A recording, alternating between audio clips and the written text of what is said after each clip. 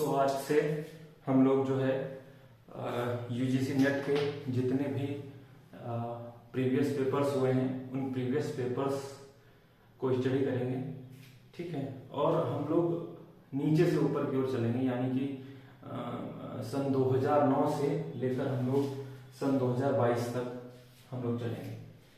जो आज मैं पेपर हल करने जा रहा हूँ, अच्छा, पढ़ाने का क्या तरीका रहेगा, जो महाविद्यालय में मुझसे छात्र छात्राएं पढ़ते रहे हैं, पढ़ाने का तरीका जान रहे हैं कि किसी भी एक प्रश्न को लेंगे और उस प्रश्न से संबंधित जितने भी अन्य प्रासंगिक या अन्य कह लीजिए अन्य प्रकीर्ण विषय या अन्य प्रकीर्ण बिंदुओं पर अगर कोई क्वेश्चन डिराइव होता है, कोई क्वेश्चन उठ रहा है, तो उस क्वेश्चंस को हल करते हुए चलेंगे। भले ही 5 प्रश्न हल हो, भले ही 10 प्रश्न हल हो, लेकिन उस प्रश्न से संबंधित जितने भी आयामों को हम छू सकते हैं उनको छूते हुए चलना है हम लोगों को। इस मेथड को basically connecting the dots method कहते हैं, कि उन छोटे छोटे बिंदुओं को पकड़ना, उन छोटे छोटे बिंदुओं को जानना जो उस प्रश्न से संबंधित रहे हैं, ठीक है। तो 2009 से चलेंगे और हम लोग ये देख रहे हैं कि यूजीसी नेट में निरंतर जो है प्रश्न बदल रहे हैं, प्रश्नों का पैटर्न चेंज हो रहा है। पहले जहां प्रश्न सीधे सीधे पूछ लिए जाते थे कि अमुक पुस्तक किसकी है या अमुक रचना किसकी है, अब प्रश्नों की गहराई में उतरा जा रहा है। जैसे कि मैं बताऊं, पहले अगर कोई प्रश्न आता था तो सीधे सीधे ये पूछ लिया जाता था कि बकरी नाटक किसका है या बकरी नाटक का प्रकाशन कब हुआ। ये सामान्य प्रश्न है जो अभी तक यूजीसी नेट में पूछा जाता रहा है। सामान्य प्रश्न तरीके से पूछा गया कि बकरी नाटक किसका है, तो आपने लिख दिया सर्वेश्वर दयाल सक्सेना, उस पर टिक मार दिया। या प्रकाशन वर्ष कब है, तो आपने उस पर टिक मार दिया 1974 पर। लेकिन अब क्या है, अब चूंकि ये वही अज्ञे की वही बात कि अगर मैं तुमको ललाती सांझ के नब की अकेली तारिका नहीं कहता, ठीक है, या शरद के भोर की निहार न्याही कोई, तो नहीं कारण मेरा हृदय उथला या कि सुना है, ये बल्कि केवल यही कि ये उपमान मैले हो गए हैं, देवता इन प्रतीकों के कर गए हैं कुछ, कभी बासन नदी घिसने से मुलम्मा छूट जाता है। तो ये वाले जो प्रश्न हैं, अब ये वाले प्रश्नों का मुलम्मा छूट गया है, अब नई संभावनाएं तलाश है। तो नए प्रश्न कैसे बना 2022 में? 2022 में बना कि बकरी नाटक के विषय में लेखक के क्या विचार है। तो उसकी भूमिका को अगर आपने जब तक नहीं पढ़ा होगा, उसकी भूमिका को नहीं समझा होगा, उसकी भूमिका को नहीं जाना होगा, उस प्रश्न को आप नहीं टच कर सकते थे। आपको ये पता है कि बकरी नाटक किसका है, आपको ये भी पता है कि उसका प्रकाशन वर्ष कब हुआ, ठीक है, लेकिन आप जब तक उसकी भूमिका में, उसकी गहराई में नहीं उतरे होंगे, तब तक आप उसको नहीं हल कर पाएंगे। तो चैलेंजेस 2 प्रकार के हैं। 2 प्रकार के चैलेंजेस इसलिए हैं कि एक तो ये कि आपको ये जानना है कि अमुक रचना कब हुई, किसकी है, किस काल से संबंधित है, एक तो ये। और दूसरा, अमुक रचना को पढ़ना भी जरूरी है। पहले जो लोग जिन लोगों ने नेट निकाल लिया है, अब दिक्कत इस मायने में ज्यादा है कि सागर की सतह तल नहीं है, अब सागर की गहराई में आपको उतरना है। जैसे कि ईदगाह कहानी प्रेमचंद की है, तो जब प्रेमचंद आदर्शवादी रवैये पर वो कहानी है, वो लिख रहे हैं, सबको पता है कि ईदगाह कहानी प्रेमचंद की है, नायक भी पता है कि हामिद नायक है या हामिद है, उसकी चिमटा लेके जाता है दादी के लिए, वो सारी चीजें। क्वेश्चन ये बना नेट में कि मोहसिन ने कौन सा खिलौना, वो मेले में जाते हैं सब लोग और हामिद और उसके दोस्त भी जाते हैं और सब लोग भिन्न भिन्न खिलौने लेते हैं। कोई वकील लेता है, कोई भिश्ती लेता है, कोई चिमटा लेता है। तो प्रश्न ये बना कि मोहसिन ने कौन सा खिलौना लिया था। तो प्रश्नों का ये लेवल, आप समझिए कि प्रश्नों का लेवल चेंज हो रहा है। बदलते स्तर के साथ आप अपनी तैयारी के स्तर को अगर नहीं बदलेंगे तो जो घोड़दौड़ है, जो गलाकाट प्रतियोगिता है, जो रैट रेस है, उसमें पीछे रह जाएंगे। रैट रेस में पीछे नहीं रहना है। तो बस यही रहेगा, भले ही 5 प्रश्न या 10 प्रश्न हल हों, उसको हम लोग हल करते चलेंगे। क्वेश्चंस कहाँ से मिलेंगे आपको? क्वेश्चंस डिस्क्रिप्शन बॉक्स में एक PDF रहेगी और एक बुक है मेरे पास, उसकी PDF है, और उस बुक में केवल प्रश्न लिखा है, प्रश्न का सामने उत्तर लिखा है। हम लोगों को क्या करना है कि हम लोगों को उससे संबंधित विभिन्न आयामों को देख लेना है, समझ लेना है, जान लेना है। एक प्रश्न को लेंगे और उससे संबंधित आयामों को देखते चलेंगे। तो आज जो मेरे पास कह लीजिए कि जो मैं जिस शिफ्ट का पेपर कराने जा रहा हूँ, उसके कुछ प्रश्न कराने जा रहा हूँ, वो दिसंबर 2009 में हुआ था। ठीक है, सेकंड शिफ्ट यानी कि द्वितीय शिफ्ट का पेपर है। दिसंबर 2009 से 2022 ये लिखा है कि 2009 से 2022 तक की यात्रा करनी है। यात्रा कितने समय में पूरी होती है ये तो बाद की बात है, लेकिन एक यात्रा को लेकर हम लोग चलेंगे। ठीक, तो दिसंबर 2009 सेकेंड शिफ्ट का जो पहला प्रश्न है। अच्छा, एक बात और कि बोर्ड पर फालतू चीजें नहीं लिखनी है, केवल वही चीजें लिखनी है जो अति महत्वपूर्ण है। ठीक है, उन अति महत्वपूर्ण चीजों को ही लिखते हुए, समझते हुए, जानते हुए हम लोग आगे बढ़ेंगे। तो पहला प्रश्न मेरे सामने नीचे रखा हुआ है, आपके सामने, आपको कहाँ से मिलेगा, सुन सकते हैं। एक तो ये विकल्प है, दूसरा विकल्प ये है कि डिस्क्रिप्शन बॉक्स में पड़ा रहेगा, उसकी इमेज पड़ी रहेगी या उसका PDF पड़ा रहेगा, उसको आप डाउनलोड कर सकते हैं, वहां से प्रश्न देख सकते हैं। ठीक, तो पहला प्रश्न है कि आकार आदि क्रम, लेखकों का कालक्रम, रचनाओं का कालक्रम तथा परिस्थिति प्रवृत्ति मूलक क्रम में साहित्य इतिहास लेखन की विधि नहीं है। यानी कि हमको ये बताना है कि साहित्य इतिहास लेखन की विधि कौन सी नहीं है। तो हम लोगों के सामने जो पहला, अब कैसे क्वेश्चंस को कैसे हल करेंगे हम लोग। ठीक, पूछा है कि साहित्य इतिहास लेखन, साहित्य इतिहास लेखन की विधि कौन सी नहीं। तो ये तो स्वाभाविक सी बात है कि साहित्य इतिहास लेखन की जो परंपरा गाल सदतासी से चालू हुई और जो समकालीन समय में जो इतिहास ग्रंथ जिसमें नीरजा माधव हैं, नीलाभ अश्क हैं, सुमन राजे हैं, कह लीजिए, ये सारे लोग जो लिख रहे हैं, ये एक विस्तृत या वृहद परंपरा हमको मिलती है साहित्य इतिहास लेखन की। ठीक, प्रश्न में पूछा यह गया है कि कौन सी प्रवृत्ति नहीं है। तो हमको ये पता है कि भाई वर्णानुसार या वर्ण क्रमानुसार लिख दिया गया।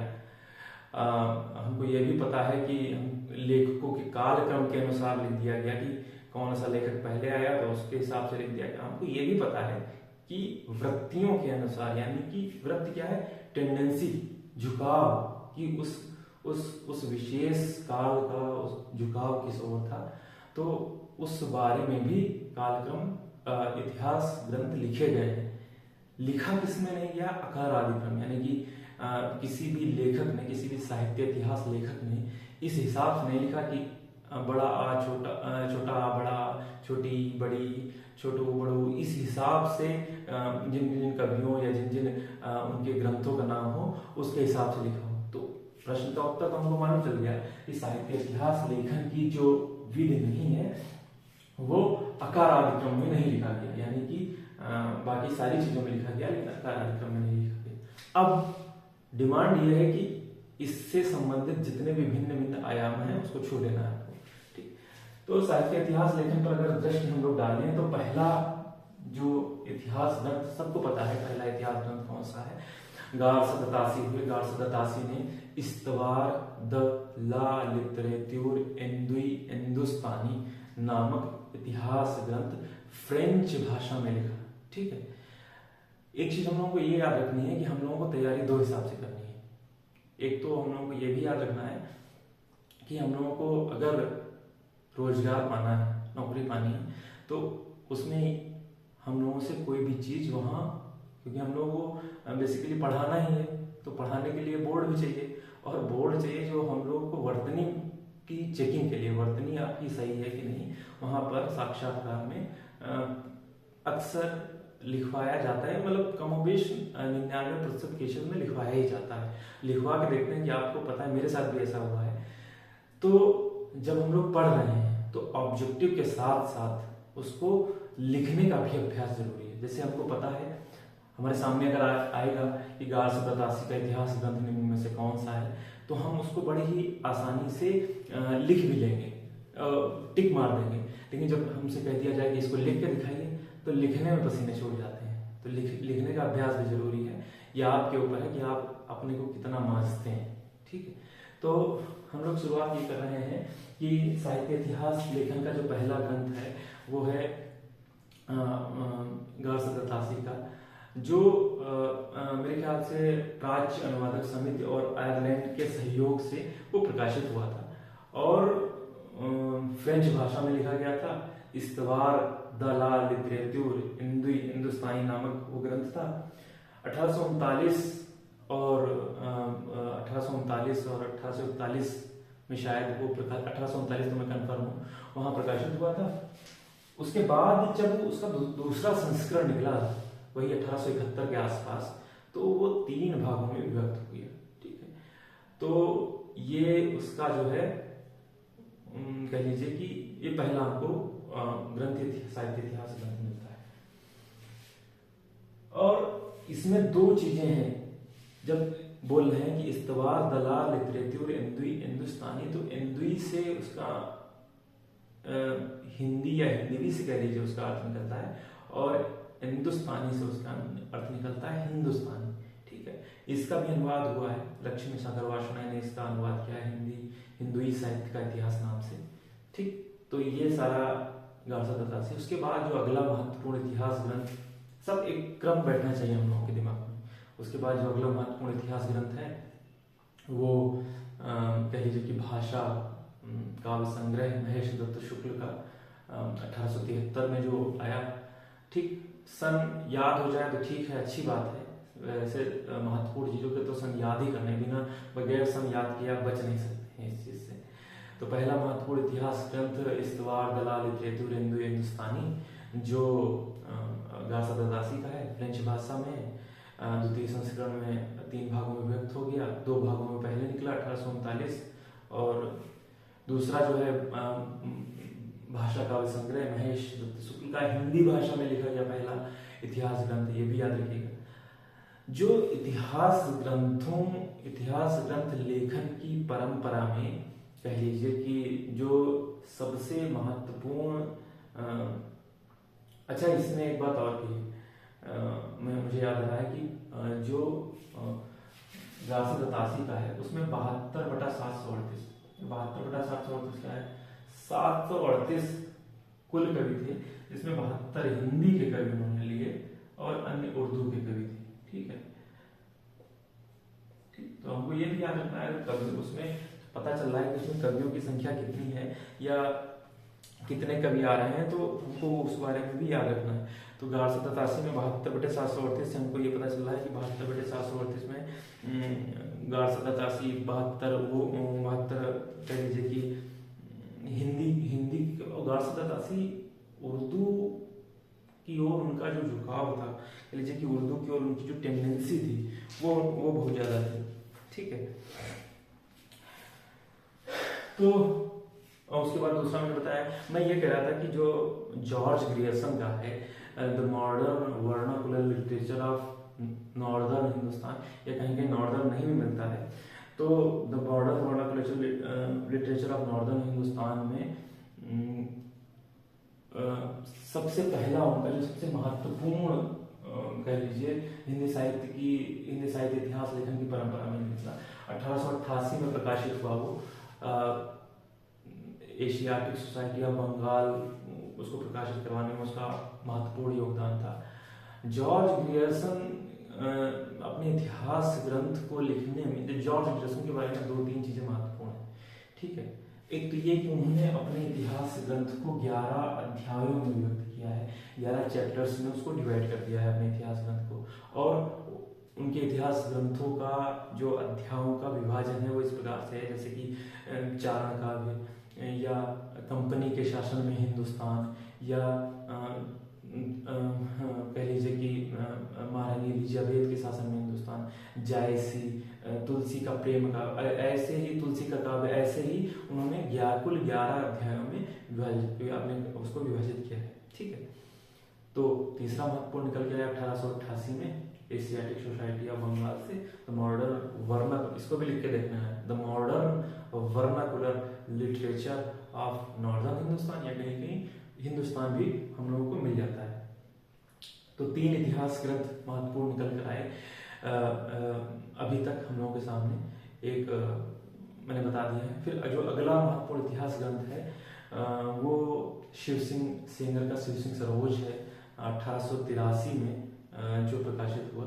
ठीक है, तो एक क्रम सा हम लोगों के सामने बनता चला जा रहा है, एक दिमाग में क्रम बैठता चला जा रहा है कि शिव सिंह सेंगर का शिव सिंह सरोज, उसमें लगभग 838 है, वो लगभग 1000 कवियों को माना जाता है कि लगभग 1000 कवि उसमें थे शिव सिंह सरोज में। और फिर जो कह लीजिए कि कुछ अन्य महत्वपूर्ण इतिहास में तो ये 4, अगर इसके साथ साथ एक और तज़किरा ई शुरुआई हिंदी मौलवी करीमुद्दीन का इतिहास ग्रंथ है, तज़किरा ई शुआराई हिंदी। ठीक, तो 5 इतिहास ग्रंथ हम लोगों के पास हैं। 5 एक और इतिहास ग्रंथ ले लीजिए, माने कि सब लोग वेट कर रहे हैं आचार्य रामचंद्र शुक्ल का, तो आचार्य रामचंद्र शुक्ल से पहले जितने भी इतिहास ग्रंथ हैं, जितने महत्वपूर्ण इतिहास ग्रंथ हैं, वो कमोबेश यही हैं। ठीक है, एक और इतिहास ग्रंथ जो मुझे याद आ गया, मिश्र बंधु विनोद। पूछ लिया जाता है कि मिश्र बंधु कौन कौन थे, तो हम लोगों को याद रखना है कि श्याम बिहारी, सुखदेव बिहारी और गणेश बिहारी। ठीक है, श्याम बिहारी, सुखदेव बिहारी और गणेश बिहारी मिश्र बंधु थे। मिश्र बंधु विनोद में लगभग 4591 कवि, वही राउंडिंग ऑफ की प्रवृत्ति, लगभग 5000 कवियों का उसमें इतिवृत्त संग्रह। आचार्य रामचंद्र शुक्ल ने शिव सिंह सरोज को, मिश्र बंधु विनोद को, ठीक है, बड़ा वृत्ति संग्रह कहा है। ठीक है, और मिश्र बंधु विनोद को तो उन्होंने बड़ा भारी वृत्त संग्रह की संज्ञा दी। ठीक, तो आचार्य रामचंद्र शुक्ल के आगमन से पहले, आचार्य रामचंद्र शुक्ल के इतिहास ग्रंथ के आगमन से पहले जो कुल मिलाकर जो महत्वपूर्ण इतिहास ग्रंथ निकले वो ये हैं। एक तो पहला ये 1187 का इस्तवार दलाल हिंदुस्तानी 1839 1847 दो प्रकाशित हुआ। तीसरे संस्करण यानी कि 1871 में 3 भागों में विभक्त हो गया। उसके बाद जो अगला निकला वो कह लीजिए कि महेश दत्त शुक्ल का भाषा काव्य संग्रह। फिर जो अगला महत्वपूर्ण है शिव सिंह सेंगर का शिव सिंह सरोज, लगभग 1000 कवियों का उसमें इतिवृत्त है।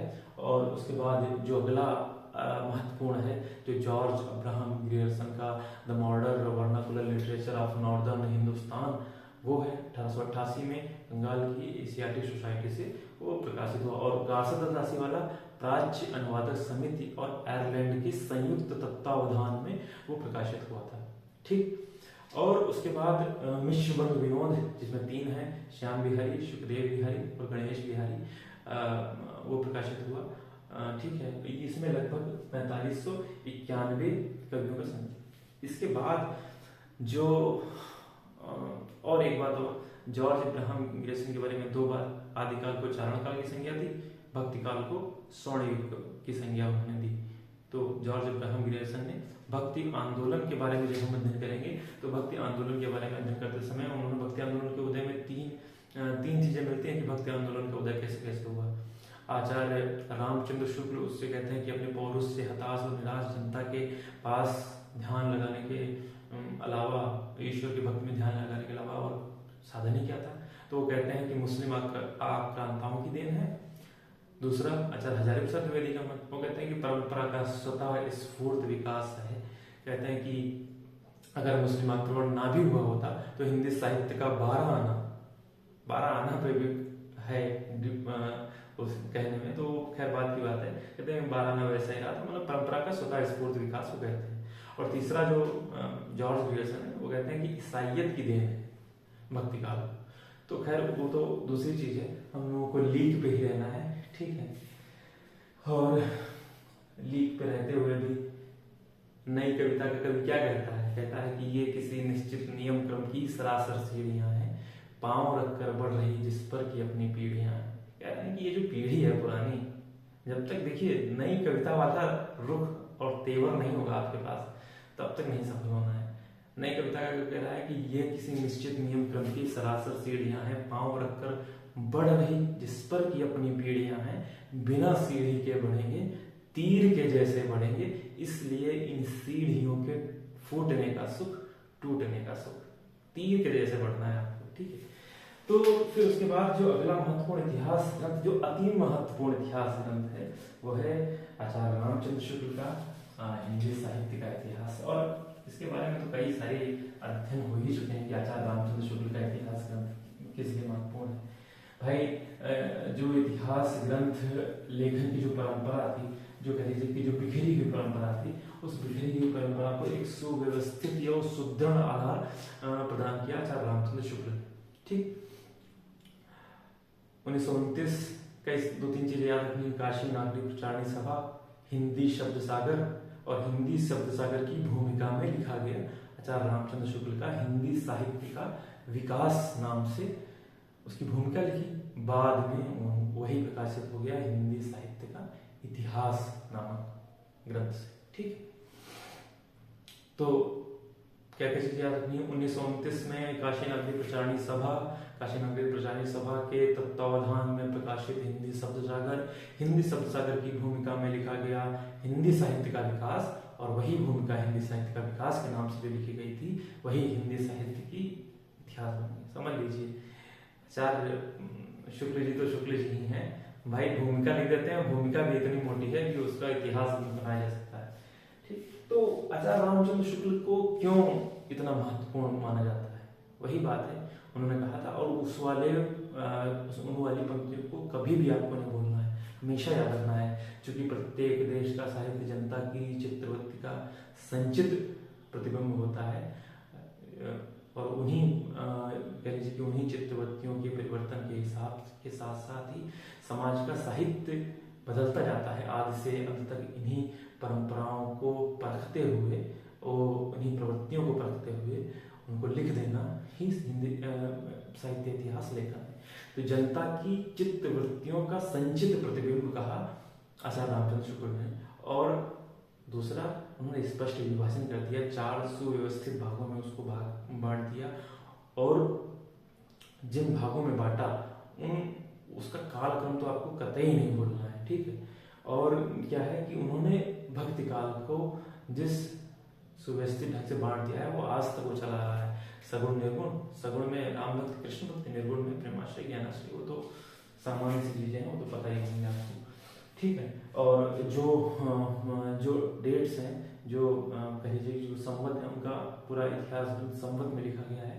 तो संवत देख लीजिए कि आदिकाल, या जिसको वीरगाथा काल कहा गया, संवत 150